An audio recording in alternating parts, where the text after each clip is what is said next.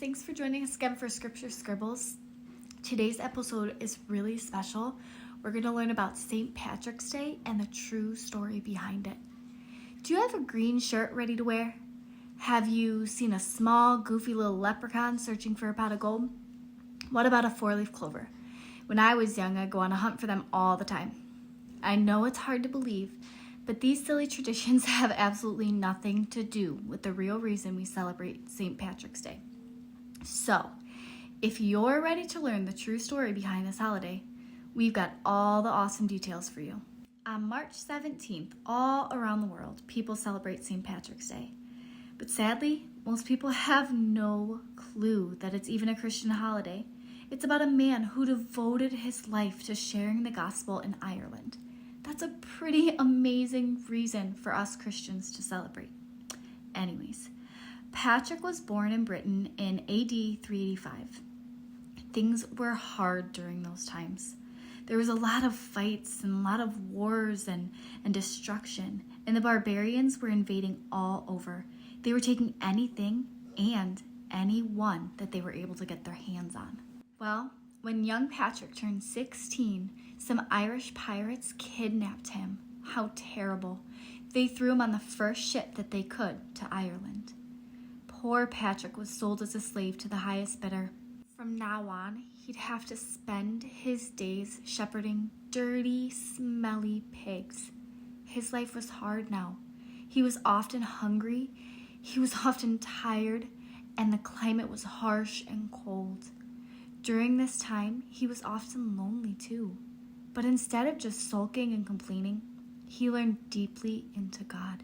He spent his time praying and talking to God, worshiping God, and despite his harsh circumstances, he never gave up hope.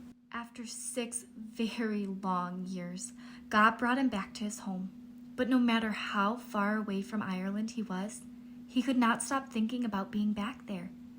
Life was hard there, but something was bringing him back. Patrick said when he read a letter that he could hear the voices of the Irish calling out to him and pleading for him to come return. He felt the need so deeply to share the gospel with the people there. He had a love for them that he couldn't even really explain. Well, years later, he answered the call that was on his heart.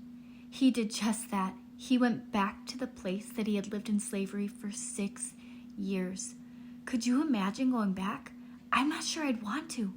But he had such a love for those people. He knew that they needed the gospel. They needed Jesus.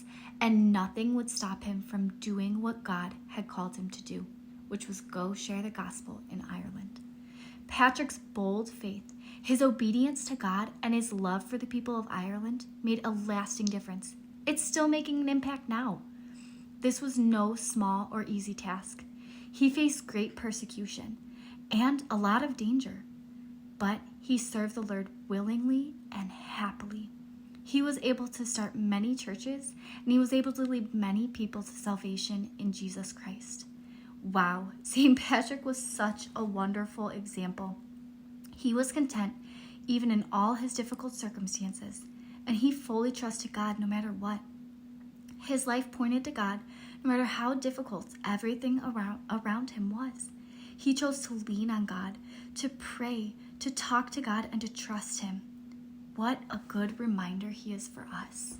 We can trust that when things get difficult, we have a God who knows, a God who sees, and a God who has a purpose in everything. He's always working. We're going to read some Bible verses that just make me think of St. Patrick and his impact and his character, how he trusted God even in the really, really difficult things that he had to go through, and he used them all for God's glory regardless of how hard they were. Philippians 4:11 through 13. Not that I am speaking of being in need, for I have learned in whatever situation I am to be content. I know how to be brought low, and I know how to be abound. In any and every circumstance, I have learned the secret of facing plenty and hunger, abundance and need. I can do all things through him who strengthens me. 2 Corinthians 12:10. For the sake of Christ, then, I am content with weakness, insults, hardships, persecution, and calamities. For when I am weak, then I am strong. Luke 12:15. And he said to them, take care and be on guard against all covetousness, for one's life does not consist in the abundance of his possessions. Today's word that I kind of want us to focus on is contentment.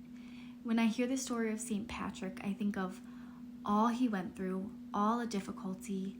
I mean, being a slave in Ireland, taking care of stinky pigs, being hungry and in cold weather, and he was probably really tired and scared and lonely, but he chose to be content, to rely on God, and not to be grumpy in his circumstances. I mean, down the road, he went back to the place that he was in slavery. Anyways, beside the point. Contentment means being happy about what I have and not sad about what I do not have. Some simple ways that we can be content are to choose to be thankful for what we have, the things that God's given us. We can be happy for others and choose not to always be jealous of the things they have. We can share what we have instead of always keeping it to ourselves. And we can find the best thing about our situation. We can look for the positives, look for the things that God has done, the promises that God has kept, all the wonderful things that he's given us. We can find so much joy in our circumstances if we just choose to look at all that God has done in our lives. So friends, I pray that you will choose to live a life that honors God, live a life of contentment with where God has you, with what God's done in your life. So I just pray that we'll learn from St. Patrick's awesome example in the way that he lived for God, in the way that he surrendered, and in the way that he truly loved the people of Ireland. He was willing to give up everything because he felt called to share the gospel with those people. Really hope that you guys enjoyed learning the real reason why we celebrate St. Patrick's Day. Go share this with somebody. Tell somebody, hey, it's not about the goofy green eggs or the four-leaf clover or little leprechaun. It is about somebody who served God with his life, and then you can share who Jesus Christ is with them. What an awesome opportunity St. Patrick's Day is for us to share the gospel of Jesus Christ. I pray that you guys will do just that maybe you'll memorize some of these awesome scriptures that we shared, and I hope that you'll like, comment, share, subscribe to this video. Until next time, love the Lord your God with all your heart, soul, and mind.